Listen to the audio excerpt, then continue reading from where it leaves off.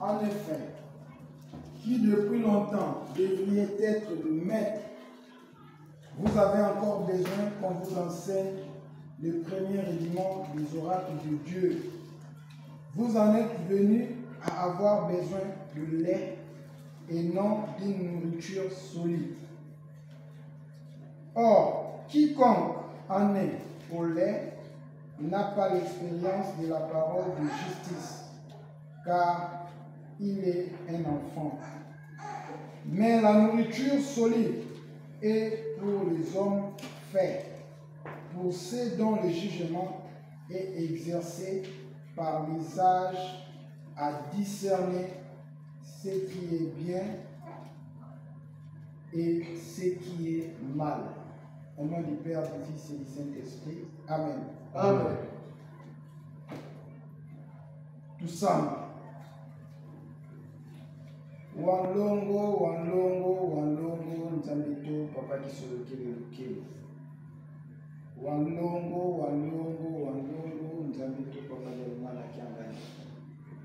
Wanlongo, wanlongo, wanlongo, nzambito, papa de ngenda kuntima.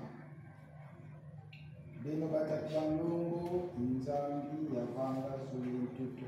Yaoncho na nina mubiao. Ndiye kwani papa Simoni Kibongo kiangani tata mwanda.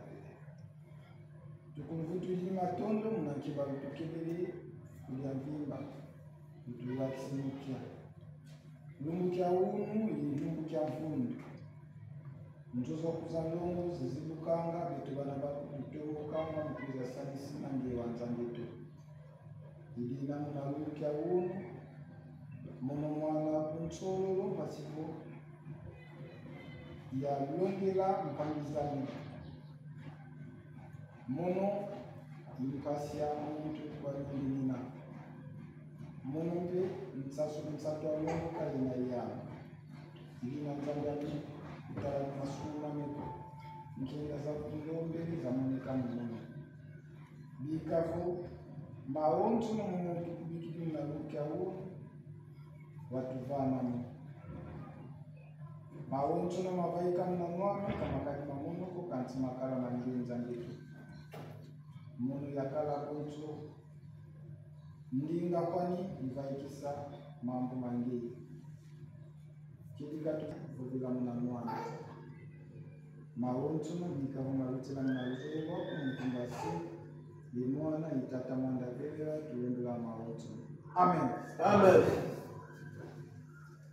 Au nom du Père, du Fils et du Saint-Esprit, les papas et les mamans,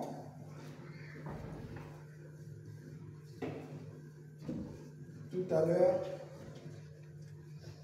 nous avons commencé par chanter. Nous savons que quand nous venons devant Dieu, Dieu aime la louange. La louange, c'est quelque chose qui fait appel à Dieu. Raison pour laquelle, lors de nos cultes, nous commençons toujours après la prière, la lecture de la parole de Dieu, nous chantons. Quand nous chantons, nous faisons appel à Dieu d'être au milieu de nous. La chanson, c'est quelque chose de très important, comme on nous dit. La chanson, chanter, c'est prier des fois. Ce que nous faisons aujourd'hui, c'est les mêmes choses qui se faisaient avant. Nous savons que Dieu s'était choisi un peuple que nous appelons le peuple d'Israël. Et aussi, ils chantaient comme nous chantons aujourd'hui. Et aussi, ils avaient des chansons inspirées. Et ces chansons, c'est ce que nous retrouvons aujourd'hui dans le livre des psaumes. Les chansons qu'ils ont chantées, ce n'étaient pas des chansons composées. Malheureusement, à cette époque, ça aurait été qu'ils avaient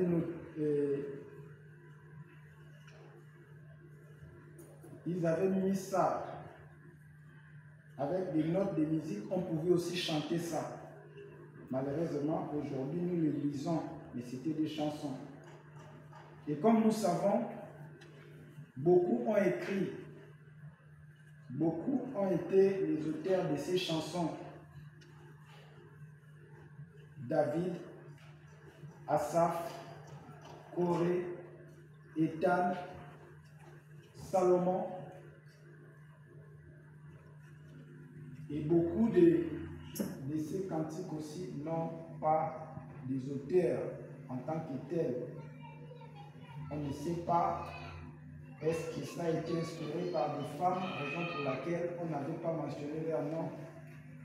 Ça, nous ne savons pas.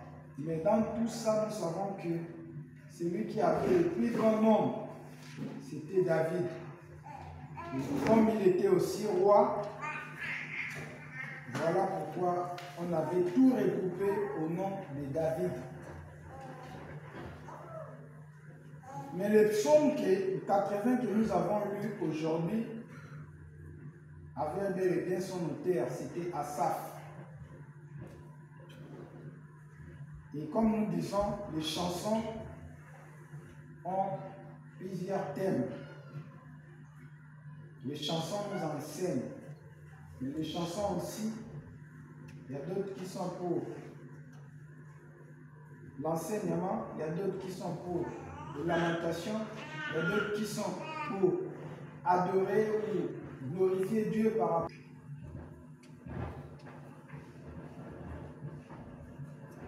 Mais le passage que nous avons lu aujourd'hui dans cette psaume d'Asaph, c'est une interpellation. Qu'est-ce qu'il est dit ici? Protège le fils que tu t'es choisi.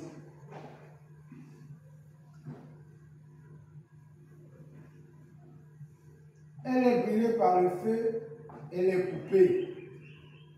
Ils périssent devant ta face menaçante. Que ta main soit sur l'homme de ta droite, sur le fils de l'homme que tu t'es choisi. Et nous ne nous éloignerons plus de toi. Fais-nous revivre et nous invoquerons ton nom. Ici, il fait allusion, on dit, protège ce que ta droite a planté. Nous savons que dans le monde, nous sommes plusieurs.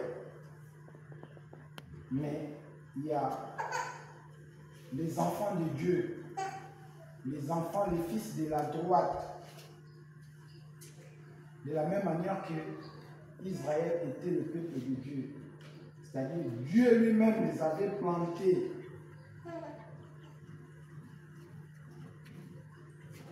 Et dans le monde tel que nous sommes, Dieu a ses enfants. Nous sommes tous les créatures de Dieu. Mais tous ne sont pas les enfants de Dieu. Dieu veut que nous puissions être ses enfants. Il y a une différence entre les gens créés par Dieu et les enfants de Dieu. Tout cela se définit par rapport au comportement des uns des autres.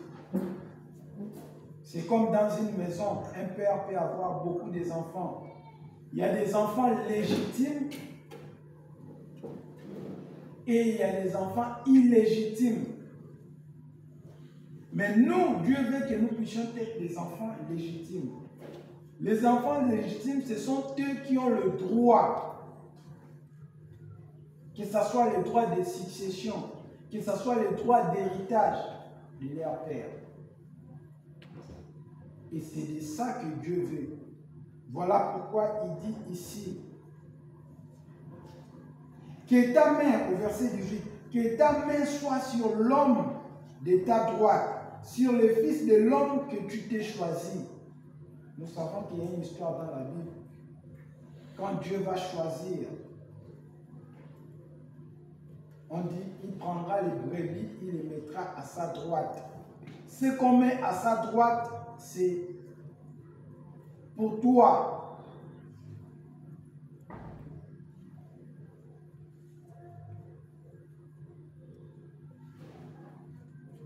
C'est-à-dire ici, Asaph interpelle à ceux-là qui se reconnaissent qu'ils sont les enfants de la droite, c'est-à-dire les enfants que Dieu s'est choisis. Et de ne plus s'éloigner de leur Dieu. Parce qu'ici, il est dit, et nous ne nous éloignerons plus de toi. Fais-nous revivre et nous invoquerons ton nom. Alors, celui qui sait qu'il est l'enfant de la droite, il ne doit plus s'éloigner de son Père. Alors, la question est de savoir qu'est-ce qui nous fait éloigner de notre Père, qui est notre Dieu. Cela veut dire que celui-là ou ceux-là doivent tout faire à marcher selon la volonté de Dieu. Ce qui nous fait fuir, ce qui nous fait éloigner de Dieu, c'est le péché.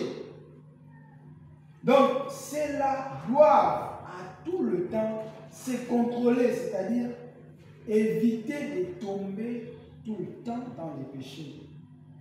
Parce que l'objectif du diable, c'est de nous faire tomber dans le péché, pour nous éloigner de Dieu. Mais sachant que nous sommes les enfants de la droite, nous avons cette obligation de toujours marcher selon les commandements de Dieu, de ne pas tomber dans le péché. Voilà en quelque sorte ce que le psaume nous interpelle aujourd'hui. Raison pour laquelle nous, à l'église Kimbanguiste, tout le temps, puisque nous sommes avec Dieu, Dieu nous a choisis pour bâtir son église, pour être appelé son peuple. Il ne veut pas que nous puissions être éloignés de lui.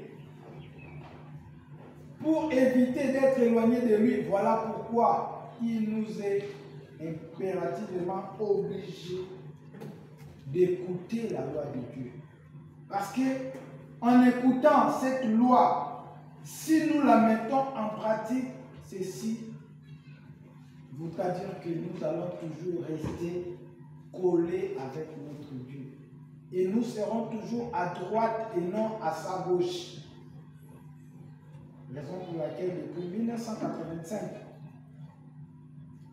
Papa Biangenda avait instauré que les 10 commandements doivent être lus dans son intégralité. Nous avons écouté la lecture des 10 commandements de Dieu.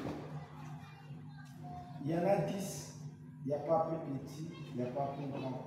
Nous connaissons l'histoire.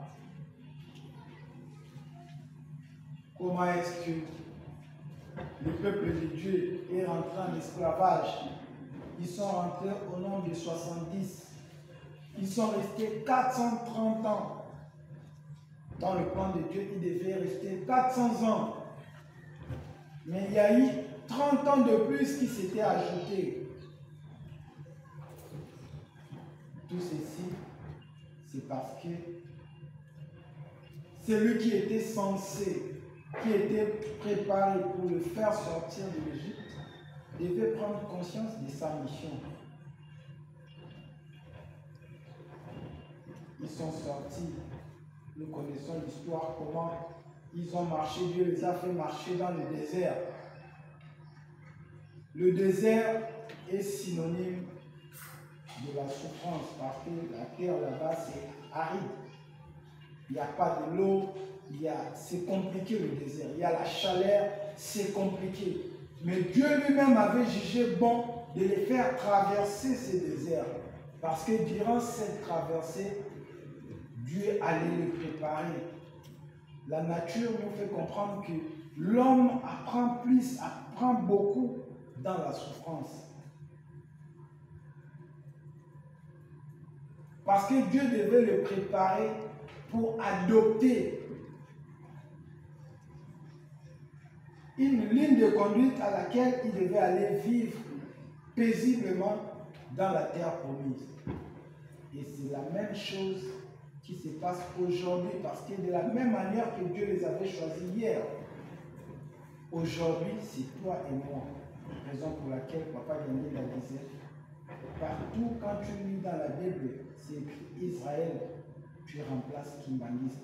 Parce que c'est le même Dieu qui les avait fait marcher, c'est le même Dieu qui nous fait marcher aujourd'hui.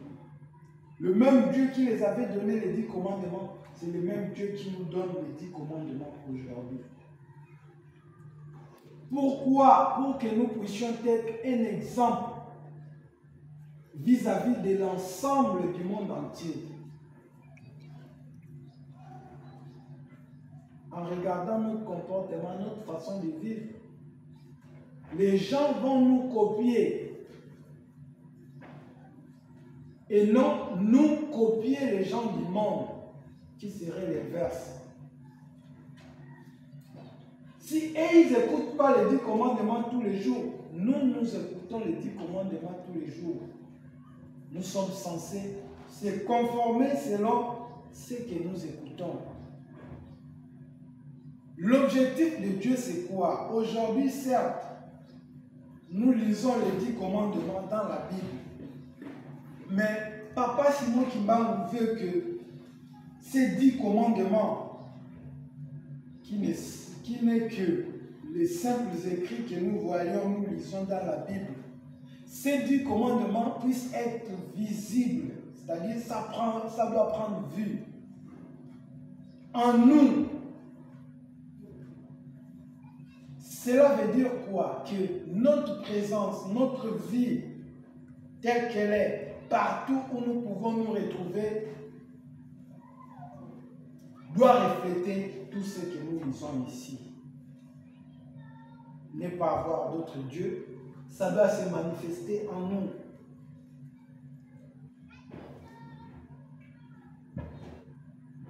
Honorer le jour du sabbat, ça doit se refléter en nous.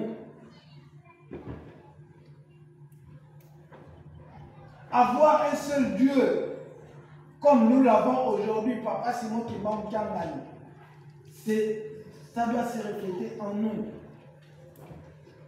Ne pas voler, ne pas commettre l'adultère, ne pas raconter des mensonges, mentir, ne pas convoiter.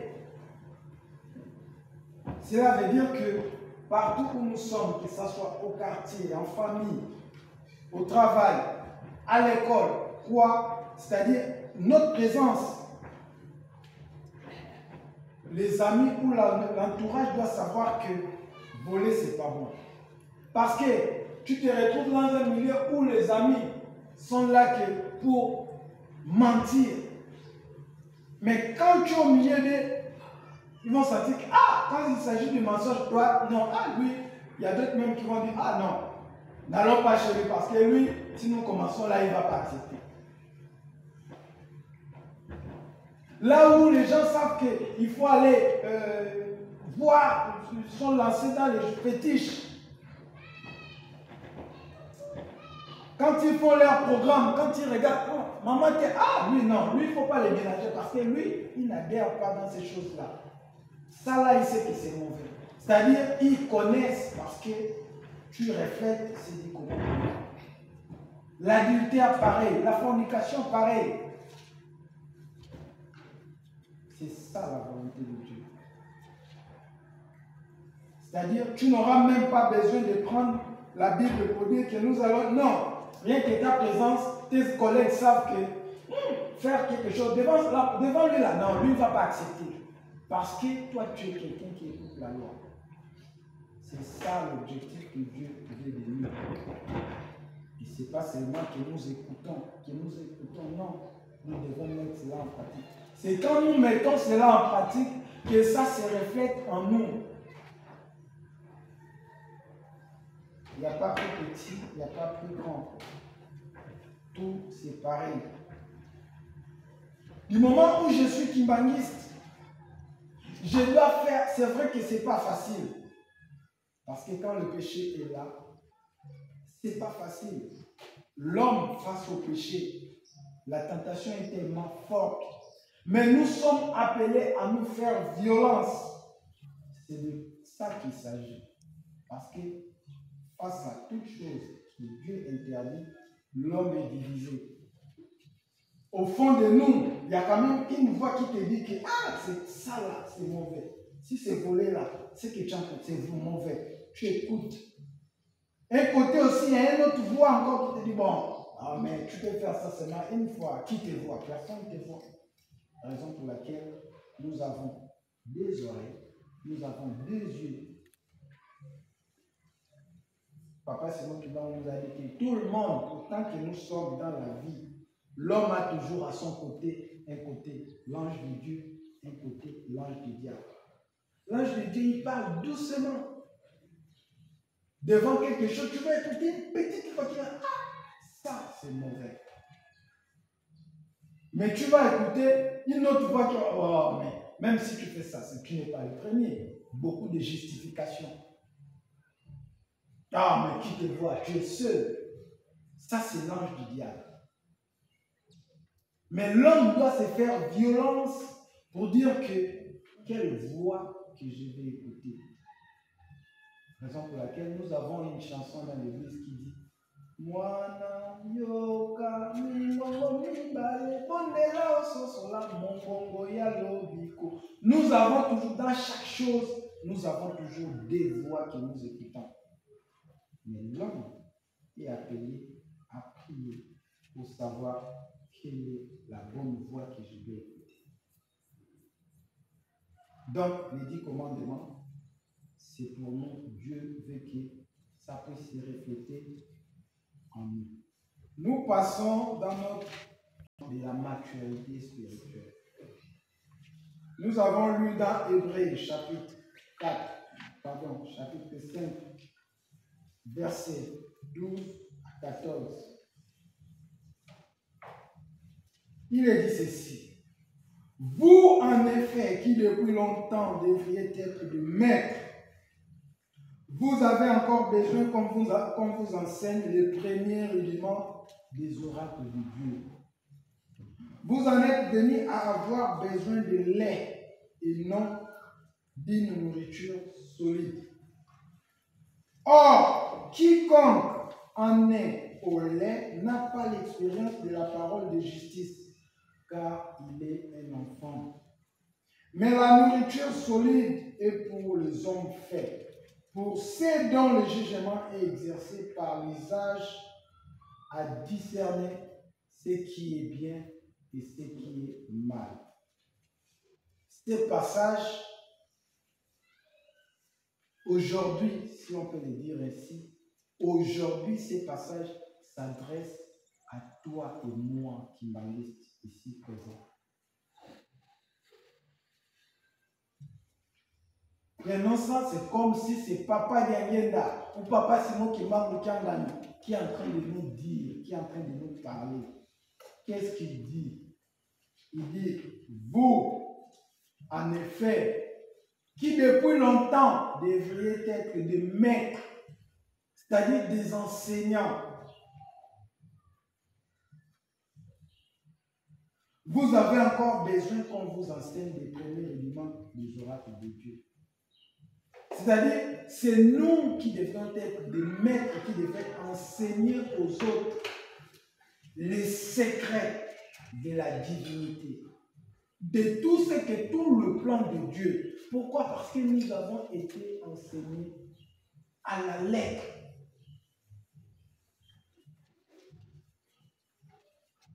Le grand enseignant, il est passé. Nous connaissons Papa Diangenda. Il ne s'est pas donné le temps du repos. Tout le temps, tous les jours, il parlait. Tous les jours, il enseignait. Son enseignement allait faire de nous des gens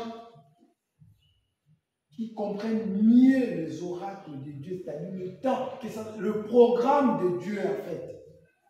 Mais malheureusement, comme il est dit ici, vous en êtes venus,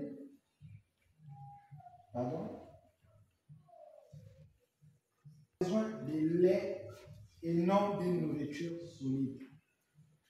En temps normal, dans le programme de Dieu, je pense que le temps, nous, on ne devait même plus encore nous enseigner, comme nous avons écouté là, les 10 commandements, que voler, c'est pas bon. Ça, c'est des choses élémentaires. Nous-mêmes, la Bible, là, qui est simple comme c'est là, on devait aller en profondeur. Parce que, comme Papa Daniel l'a dit, nous, si on peut prendre l'exemple, nous avons un niveau universitaire par rapport aux autres. Si les autres sont encore à l'école primaire, à l'école primaire, c'est là où on apprend encore les A, B, C pour écrire. On voit même le professeur écrit encore au tableau. Mais à l'université, le professeur vient lire, il parle. Chacun écrit parce qu'il sait qu'il n'a plus le temps à passer encore au tableau pour écrire A ou écrire là. Non, tout le monde est déjà au niveau d'écrire. Sur le plan spirituel aussi, ça devait être ainsi. Les b.a.-ba de la parole de Dieu. Que tu ne dois pas faire ça. Tu ne dois pas faire ceci. Ça, on devait passer. Mais malheureusement, c'est la routine. Pourquoi? Parce que Dieu s'étonne. Voilà pourquoi il dit, vous qui devriez être des maîtres, vous avez encore besoin de choses élémentaires. Pourquoi? Parce que nous ne voulons pas nous adapter dans le programme de Dieu. Mais il nous fait allusion. Il dit, à la place de la nourriture solide, parce que même dans